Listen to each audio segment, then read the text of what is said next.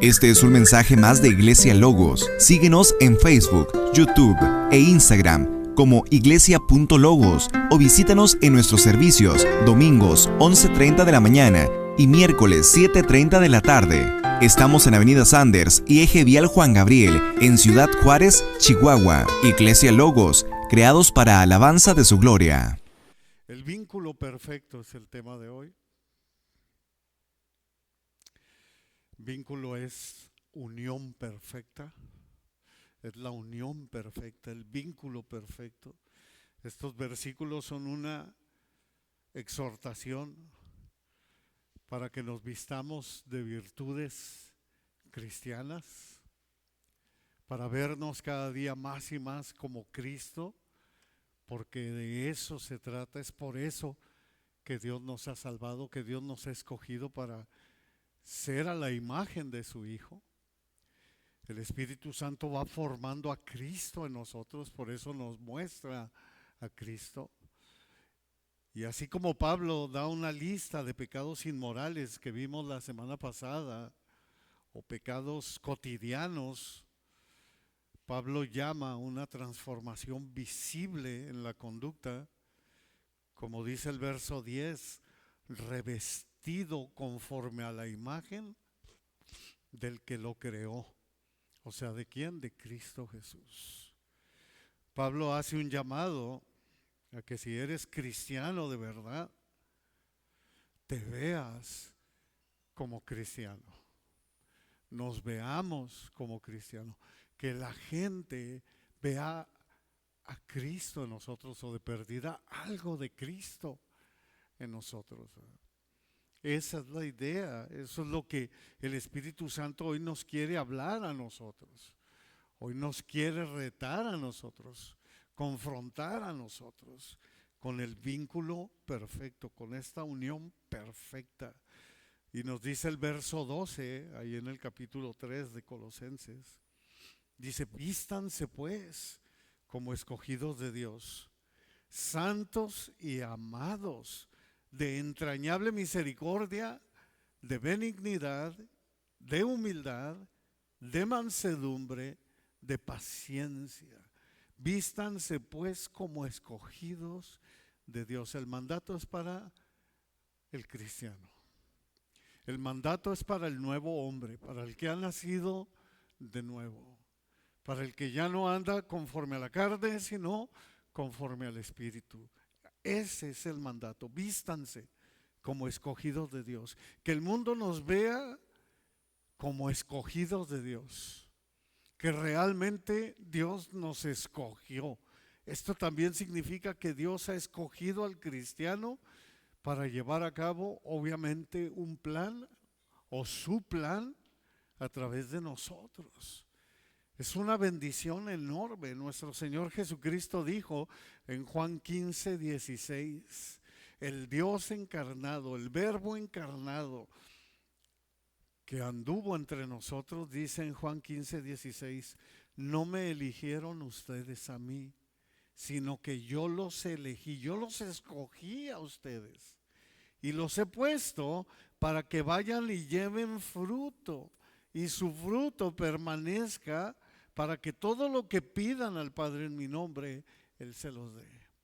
Si ustedes se fijan en esta lista, aparecen 3 del fruto del Espíritu Santo, que es la paciencia, que es la mansedumbre, obviamente es la fe también, pero aparecen aquí la benignidad, la mansedumbre y la paciencia.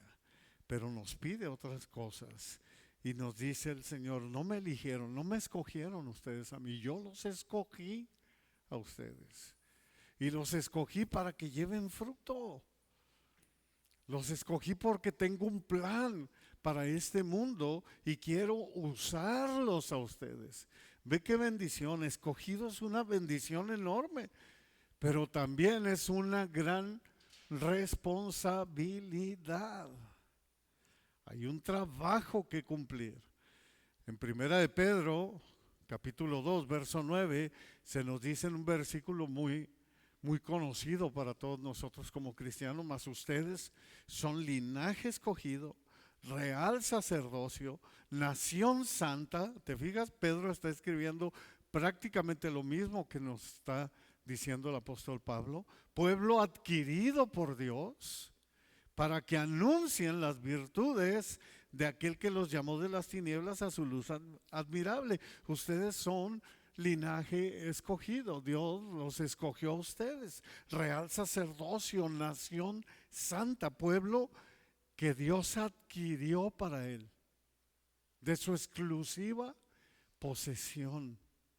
Así nos dice en Deuteronomio la palabra: ustedes son mi pueblo, de mi exclusiva posesión. Ve qué bendición enorme que no merecíamos, pero que en su gracia, en su amor, en su misericordia, el Señor nos acoge ahora como sus hijos.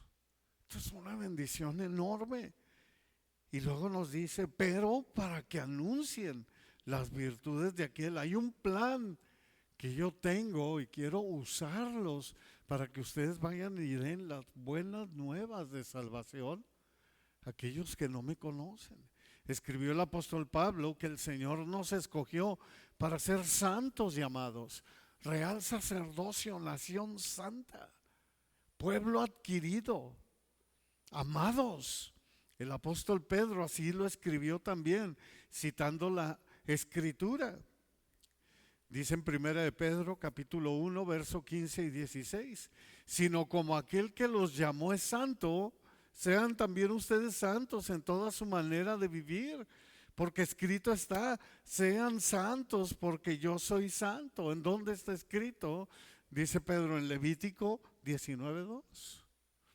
En Levítico 19:2 está diciendo nuestro Señor, sean santos porque yo soy santo. Sean apartados del mundo. Viven en el mundo pero no son del mundo.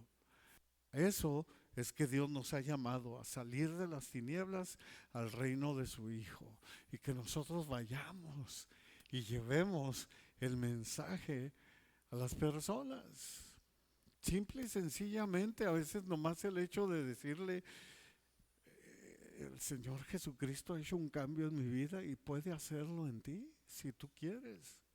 Así de simple y de sencillo. El llamado es claro, el llamado es serio. También el escritor de Hebreos lo deja claro en Hebreos 12:14, sigan la paz con todos y la santidad sin la cual nadie verá al Señor. El escritor de Hebreos prácticamente diciendo lo mismo que dijo Pablo y lo mismo que dijo Pedro. Lo mismo que dijo el apóstol Pablo, lo dijo el apóstol Pedro, y también lo está citando el escritor de Hebreos, que no sabemos quién fue. Pudo haber sido Pablo, pudo haber sido Pedro, pudo haber sido Apolos. Algunos creen que fue Apolos el que escribió Hebreos. No lo sabemos, pero es el Espíritu Santo el que está diciendo, condúzcanse así, de esta manera. Fuimos escogidos para ser santos y sin mancha delante de Él, en Efesios 1:4. Ahora que Dios nos escogió, nos hizo muy amados, nos hizo de su exclusiva posesión. Deuteronomio 26:18 lo escribe Moisés. En Romanos 9:25 dice el apóstol Pablo, insisto, inspirado por el Espíritu Santo, como también en Oseas dice Pablo, como dice el profeta Oseas, llamaré pueblo mío al que no era mi pueblo, y a la no amada, amada. ¡Qué bendición, hermano! ¡Qué bendición! Ahí es cuando una vez más vuelvo a citar a David, cuando David dice, cuando veo los cielos, la luna y las estrellas, todo lo que tú has creado, todo lo que tú formaste, digo, ¿quién es el hombre para que tengas de él misericordia y para que lo visites? O sea, vino, bajó, tomó nuestro lugar para devolvernos una reconciliación con el Padre. Nosotros que no éramos amados, que no éramos pueblo de Él, ahora nos hace de su exclusiva posesión, nos hace su pueblo. Y la que no era amada, los que no éramos amados, ahora somos amados. Caramba, esto es una gran bendición, hermano. Es un privilegio enorme el que tenemos. Qué bendición, santos y amados. Nos escogió y nos hizo santos y amados. Y luego añade el apóstol Pablo lo que viene siendo la conducta que nosotros debemos llevar.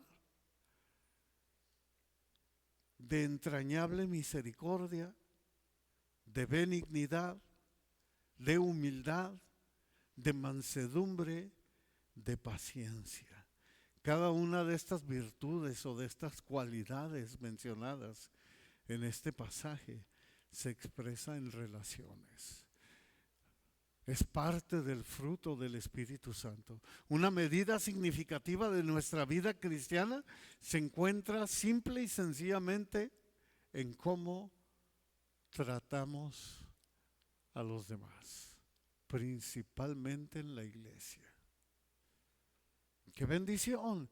Por esto, nuestro Señor Jesucristo nos ordena en su palabra, nos da el mandato en su palabra. En Juan 13, 34, 35, dice: un mandamiento nuevo les doy, que se amen unos a otros, como yo los he amado, que también se amen unos a otros.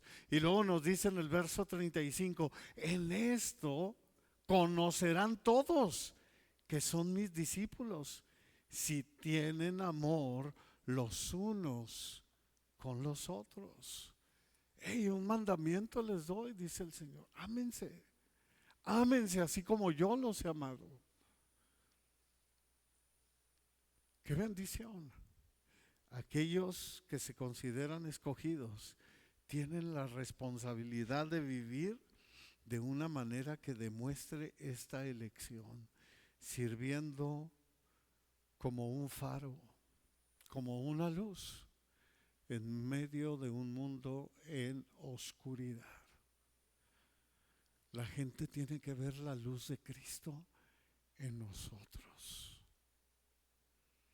No nos tiene que ver como otro ser oscuro, sino ver la luz de Cristo en nosotros. Sé que suena difícil, a lo mejor para algunos nos sonará imposible, pero si la palabra lo dice es porque es posible, hermanos. Solo tenemos que creer, tenemos que ser ese faro, un ejemplo, como dijo Cristo, que así alumbre su luz delante de los hombres, para que glorifiquen a su Padre que está en los cielos, para que el Padre reciba gloria a través de ustedes, de su manera como se comportan. Que la gente que nos rodea nos vea y vea la luz de Cristo en nosotros, vea algo de Cristo en nosotros y diga: yo quiero tener esa paz, yo quiero tener esa entrega, yo quiero tener esa paciencia, yo quiero tener lo que Él tiene, porque se ve que tiene a Cristo en su vida. ¡Qué bendición! De entrañable misericordia significa que seremos afectuosos e íntimos. Lo que el apóstol quería es que sintamos la necesidad. Es lo que el Espíritu Santo nos dice: hey, siente la necesidad de tu hermano. Como lo vemos en Gálatas 6, 1 y 2. Hermanos, si alguno es sorprendido en alguna falta, ustedes que son espirituales, restáurenle con espíritu de mansedumbre, considerándote a ti mismo, no sea que tú también seas tentado. Sobrelleven los unos las cargas de los otros y cumplan así la ley de Cristo. Algo tan práctico y rutinario como cuando nos cambiamos de ropa, como cuando nos ponemos, cuando nos vestimos. Así debemos sentir un tierno amor, precisamente siempre para el necesitado. Insisto, para el necesitado de la iglesia principalmente. Así lo vemos a través de toda la palabra de Dios. Esa es la esencia del Evangelio.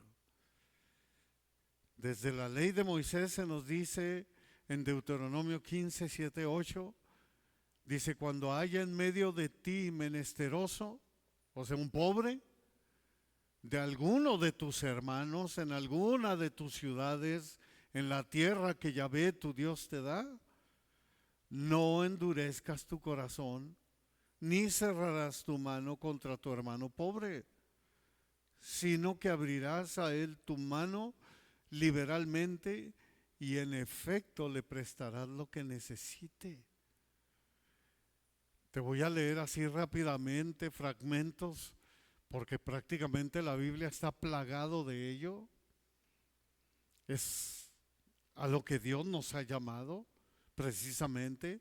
Ese libro, en el libro de Proverbios 13:27, dice que no te niegues a hacer los favores debidos cuando en tu mano esté el hacerlos. Y allí mismo en Proverbios, pero 19:17, dice que el que se apiada del pobre, presta al Señor. ¡Wow! En Santiago 1:27 se nos enseña que debemos visitar a los huérfanos y a las viudas. Y nuestro Señor Jesucristo dijo en Mateo 5:42, al que te pida, dale. Y el que quiera tomar de ti prestado, no se lo rehuses. Luego ahí mismo en Mateo 25:35 al 40 se nos dice, o sea, a través palabras de nuestro Señor Jesucristo, que servir al hambriento, al sediento, al extranjero, al desnudo, al enfermo, al encarcelado, es servirle a Él. En Hechos 20:35 nos habla que hay más dicha en dar que recibir. Y en Romanos 12:13 nos hace un llamado a compartir con los necesitados.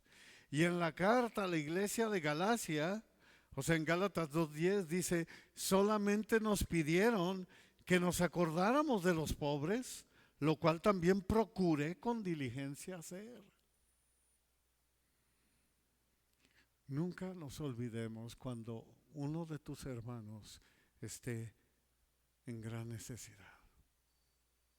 Por eso es bueno comunicarnos con ellos y saber por lo que están pasando, ya sea una necesidad espiritual o ya sea una necesidad económica. Debemos de estar siempre al tanto de ellos y no rehusar si está en nuestra mano, hermanos.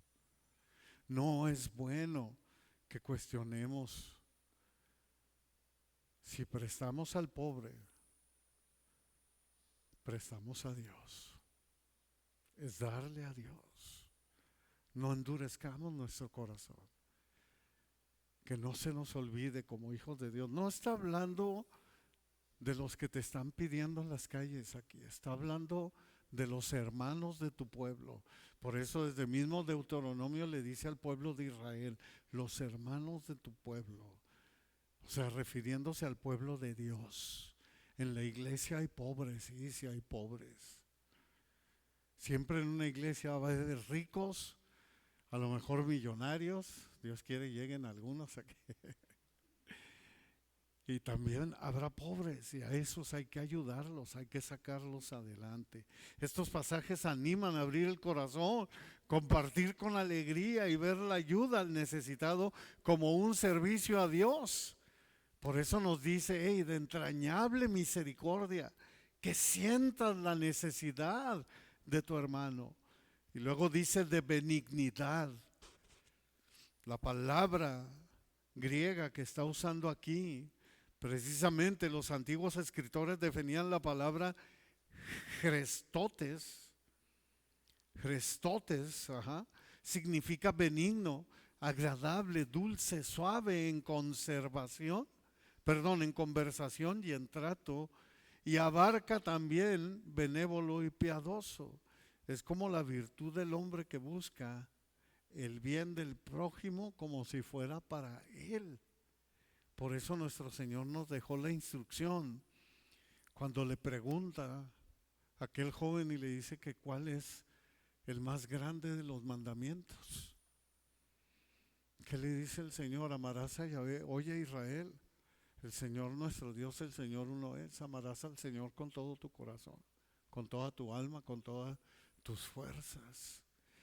Y luego le dice en Mateo 22, 39 al 40, el segundo es semejante. Amarás a tu prójimo como a ti mismo.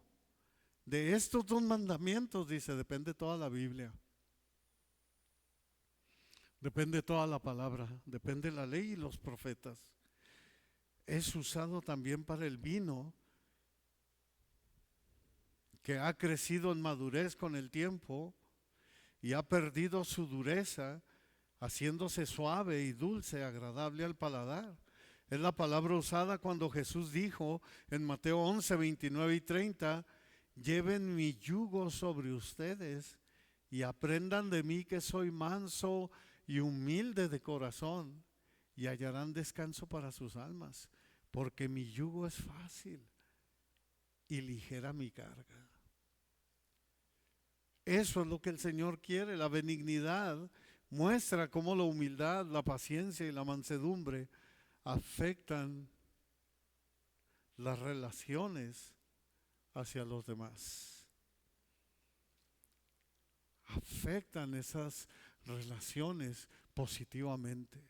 Hay reacciones positivas.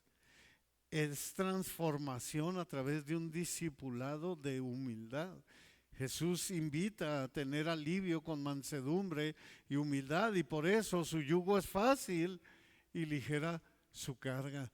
O sea, en pocas palabras, lo que Dios quiere es que seamos como Él, que seamos también un pan de dulce, que seamos dulces al paladar,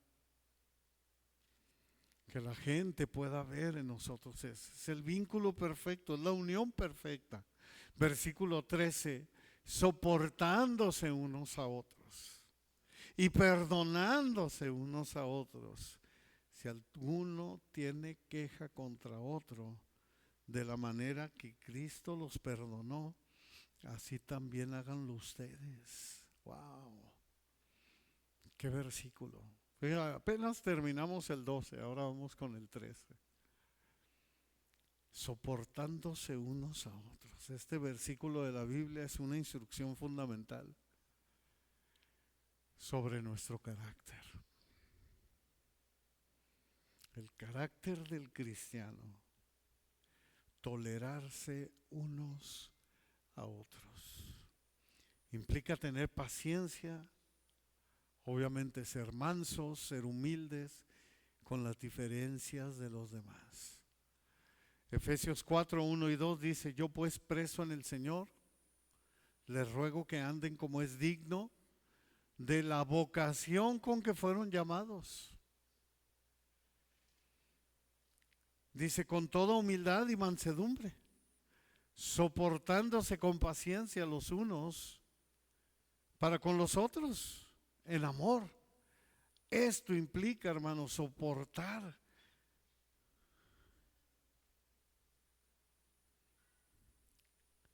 No significa tolerar el pecado o aceptar cualquier doctrina. Soportarse los unos a los otros es algo completamente distinto. Es tener paciencia, es tener amor, es corregir con amor.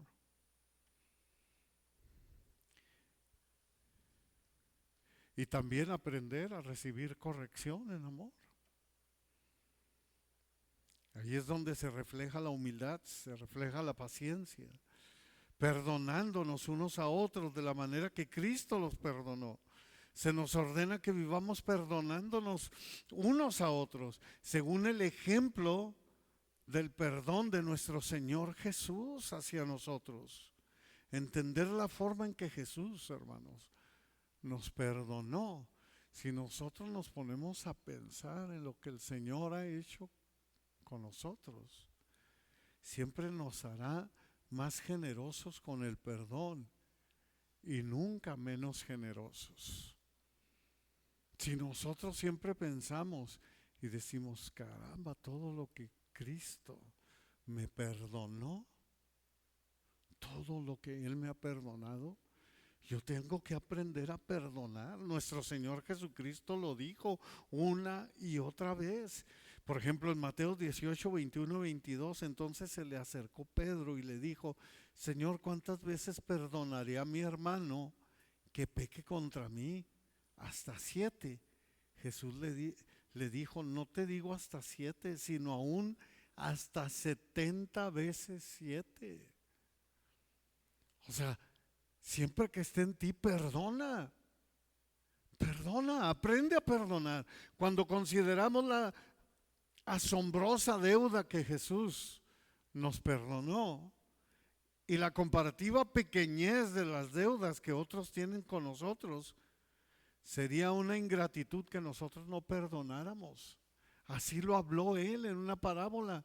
Nuestro Señor Jesucristo, Mateo 18, 32 y 33. Entonces, llamándole su Señor, le dijo, siervo malvado, toda aquella deuda te perdoné porque me rogaste. ¿No debías tú también tener misericordia de tu consiervo, como yo tuve misericordia de ti? Y esta parábola la está enseñando nuestro Señor Jesucristo. También cuando nos enseñó a orar, deja dicho bien claro nuestro Señor. En Mateo 6, 14 y 15, dice, porque si no perdonan a los hombres sus ofensas, los perdonará también a ustedes su Padre Celestial. Mas si no perdonan a los hombres sus ofensas, tampoco su Padre los perdonará a ustedes sus ofensas. Dice, porque si perdonan a los hombres sus ofensas, los perdonará también a ustedes su Padre Celestial. Mas si no perdonan a los hombres sus ofensas, tampoco su Padre les perdonará sus ofensas. Es así de simple y de sencillo, dice el Señor. ¿Por qué? Porque esto demuestra que Él está en nosotros, hermano. Cuando somos y empezamos a ser transformados como Él. El perdón que hemos recibido se utiliza para hacer cumplir nuestro deber y perdonar a los demás. Cuando uno piensa en cómo Cristo nos perdonó, esto debería hacernos mucho más generosos a nosotros también para perdonar. Que no batallemos. Que es más, que nosotros siempre seamos los primeros en pedir perdón, aunque nosotros seamos los ofendidos. Qué difícil, pero así tiene que ser. Dice el Señor, si tú sabes que tu hermano tiene algo contra ti, ve. No dice, espera que él venga y se ponga a cuentas contigo. No, dice, ve y ponte a cuentas con él. Ese es el carácter de Cristo en nosotros. Dios contiene su ira por mucho tiempo cuando nosotros pecamos contra Él. Dios nos soportó por mucho tiempo, aun cuando le provocamos gravemente. Mira lo que dice Lucas 23, 34. Y Jesús decía, ¿qué les decía ahí en la cruz? Cuando lo estaban crucificando, ¿te acuerdas que la semana pasada vimos que hay un insecto que si lo pisas hiede? Y hasta por varios días. Bueno, en República Dominicana lo dice allí con el pastor Núñez. Y el ejemplo que se pone es que si nos pisan a nosotros, ¿qué sale? ¿Verdad? Olemos feo como ese insecto o sale perfume. Y yo les ponía el ejemplo también de un vaso. Si un vaso tiene aceite y tú lo zarandeas ese vaso, ¿qué es lo que va a salir? ¿Qué es lo que va a saltar de ese vaso? Pues aceite. Si hay agua, es agua. Si hay Kool-Aid, va a salir Kool-Aid. Si hay soda, es soda. Es lo que hay dentro de ti. ¿Qué es lo que pasa cuando Cuando te zarandean, pues mira lo que salió de Cristo salió perfume. Cristo está torturado, prácticamente está desangrado ya en la cruz, totalmente flagelado. Y les dice nuestro Señor Jesucristo, Lucas 23:34, Padre, perdónalos porque no saben lo que hacen. Y dice que repartieron sobre ellos sus vestidos. Jesús está desnudo en la cruz, está siendo exhibido en la cruz, totalmente golpeado, totalmente desangrado, y lo que sale de él es perdónalos.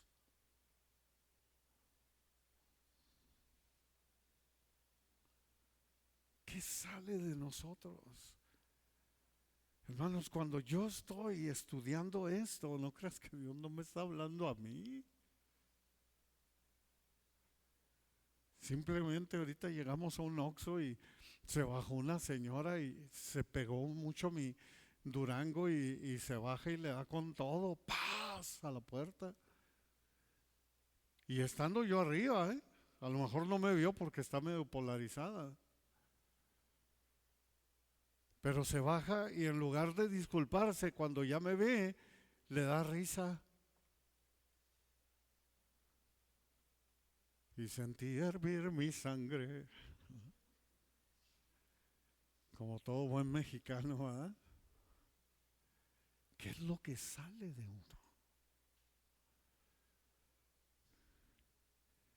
¡Qué bendición! ¡Qué enseñanza lo que nos deja el Señor en su bendita palabra! Dios alcanza personas malas para darles perdón. El hábito de nosotros los hombres es no perdonar, inclusive si el ofensor pide perdón.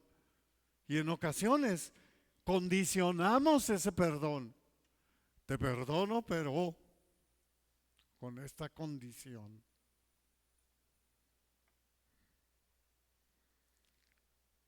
Y a veces, no, a mí no me vengas ya con tus cosas. Yo te conozco. Le dice Pedro, ¿cuántas veces perdonaré? ¿Hasta 7 veces? No, te digo hasta 70 veces 7, le dice Cristo. Perdónalo siempre.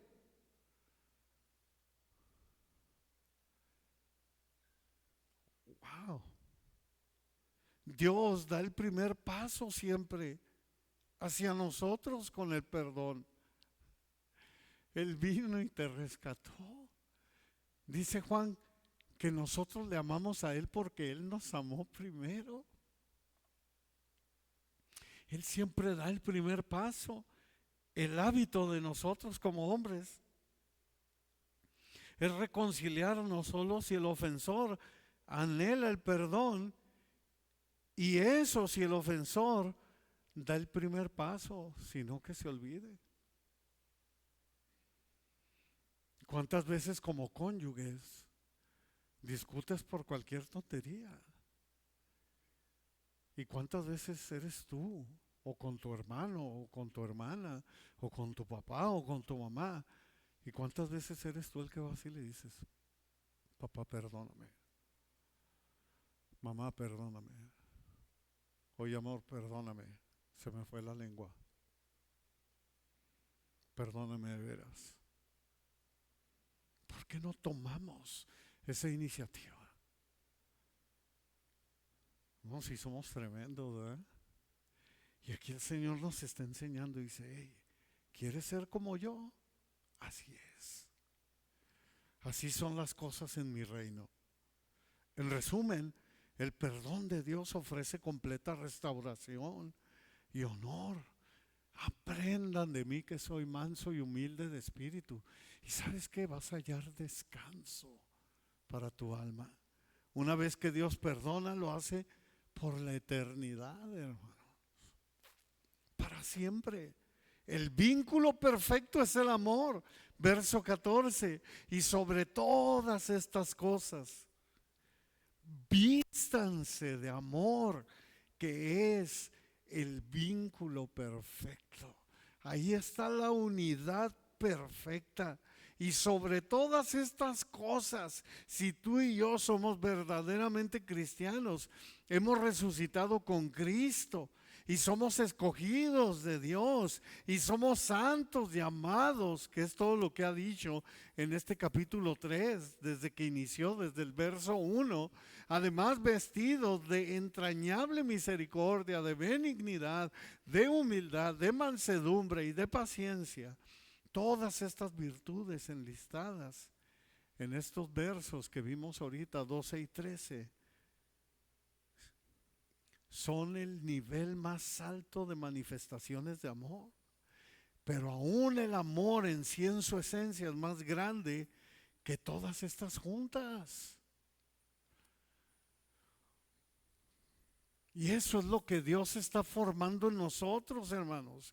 El amor es tan importante para el Espíritu Santo que encabeza la lista de sus frutos. Nos dice en Gálatas 5:22, mas el fruto del Espíritu es amor, gozo, paz, paciencia, benignidad, bondad, fe, mansedumbre, templanza. Algunos ponen dominio propio. Contra tales cosas no hay ley. No hay nada que te frene, que te diga, hey, te estás gozando demasiado. Hey, párale, hay mucha paz en ti. No hay ley. Y lo que encabeza es el amor. El Señor dedicó 2 capítulos, 1 Corintios 13 y 14, para hablar del amor. El amor es un tema transversal en toda la Biblia. Por ejemplo, en 1 Juan 3 y 4, Dios es amor y vemos el amor entre los hermanos. En el libro de Cantar de los Cantares vemos el amor humano y el amor divino. Y son el tema central de Cantar de los Cantares. Además hay pasajes clave, como en Juan 13 aparece el amor al prójimo. En Marcos 12, 30, 31 vemos lo que vimos hace rato también en Mateo, lo que es el primero y el segundo mandamiento más grandes, que dice: amarás al Señor tu Dios con todo tu corazón y amarás a tu prójimo como a ti mismo. El vínculo perfecto es el amor. La palabra amor es fundamental y aparece en un promedio de una vez por página en el Nuevo Testamento. Fíjate qué importante. En la traducción de la Biblia, Reina Valera de 1960, aparece la palabra amor cerca de 400 veces. En diferentes contextos la palabra amor es muy común y vital para entender el pasaje bíblico. Sobre todo, dice, por encima de todo, vístanse del amor, que es el vínculo perfecto. Así como un buen abrigo envuelve un buen vestido, así nos está diciendo el Señor: así vístete del amor. Por sobre todo, ya todo lo que hay en ti, esa benignidad, ese gozo, esa mansedumbre, esa entrañable misericordia, sobre todo eso, dice, vístete del amor, ponte el abrigo o ponte la gabardina del amor. Que todos vean ese amor en ti y en mí. 1 Corintios 13, y ahora permanecen la fe, la esperanza y el amor. Dice estos 3, pero el mayor de ellos es el amor. Por tanto, el amor es la prenda superior que reviste a todo hombre. Vístanse de amor, que es el vínculo perfecto. 1 Corintios 13, 1 al 3 dice: si yo hablara lenguas humanas y angélicas y no tengo amor, vengo a ser como metal que resuena o címbalo que retiñe. Y si tuviera profecía y entendiera todos los misterios y toda ciencia, y si tuviera toda la fe de tal manera que trasladara los montes, y no tengo amor, nada soy. Y si repartiera todos mis bienes para dar de comer a los pobres, y si entregara mi cuerpo para ser quemado y no tengo amor, de nada sirve. Vistámonos de amor, hermanos. El amor es la suma de todas las cosas descritas en esto que hemos visto en el pasaje. El amor cumple lo que Dios requiere de nosotros. El amor es la cualidad suprema. Y con esto termino. El amor es el vínculo perfecto. Ahí mismo en 1 Corintios 13, 4 al 8 dice: el amor es sufrido, es benigno. El amor no tiene envidia. El amor no es jactancioso. No se envanece. No hace nada indebido. No busca lo suyo. No se irrita. No guarda rencor. No se goza de la injusticia, mas se goza de la verdad. Todo lo sufre, todo lo cree, todo lo espera, todo lo soporta. El amor nunca deja de ser. Pero las profecías se acabarán y cesarán las lenguas y la ciencia se acabará, hermanos. Pero el amor nunca deja de ser. El vínculo perfecto, la unión perfecta es el amor, y es algo que el Espíritu Santo nos está llamando. Está formando eso de Cristo en nosotros. ¿Cuántos dicen amén?